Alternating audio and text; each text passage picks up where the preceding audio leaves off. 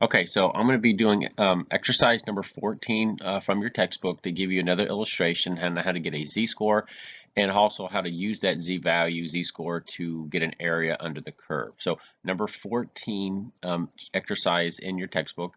And so off to the side here, I'm going to go ahead and draw my curve. And the problem says that the mean is 12.2.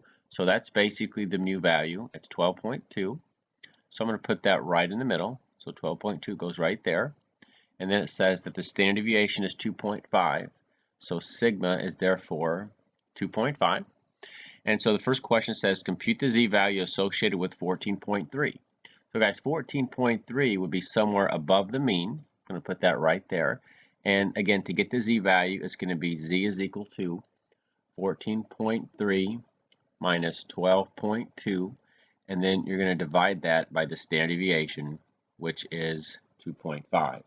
Now, when you do that, I'm going to round this out to 2 decimals. You're going to get about a 0.84 z-value. So again, that's how you get the z-value. That would be for part A. Now, on part B, it says what proportion of the population is between 12.2 and 14.3. So again, I like to draw the visual every time I redo this just to kind of, if it helps you visualize it and solve it. So again, 12.2 goes in the middle, 14.3 is somewhere, again, above the mean.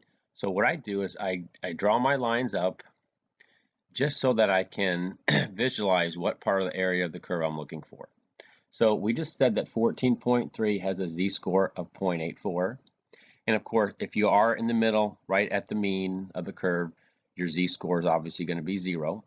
So you're looking between 0 and 0.84. So what you basically do is, here's your probability table. I went ahead and attached it at the bottom here. So off to this column, I'm looking for 0.8, which is right there. And the upper row gives you the numbers into hundredths. So I'm looking for where 0.8 intersects with 0.04.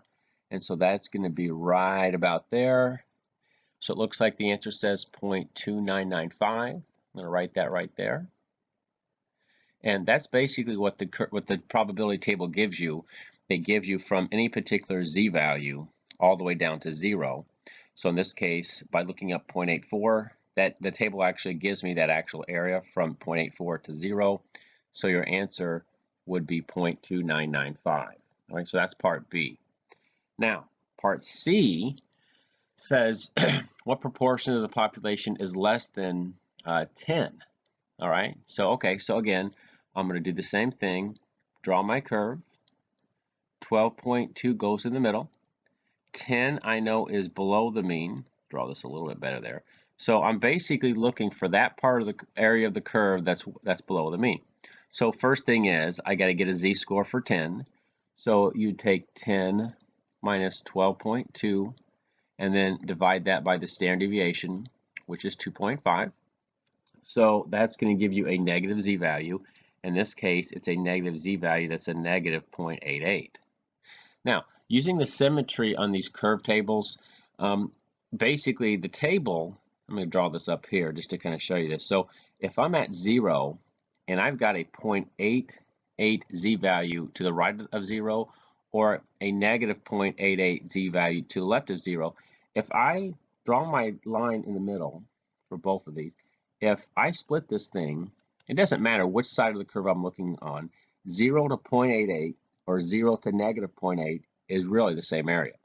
So if I go to this table and I find 0.88, so here's my 0.8z intersects with 0.88, which is right there, I see the area says it's 0.3106.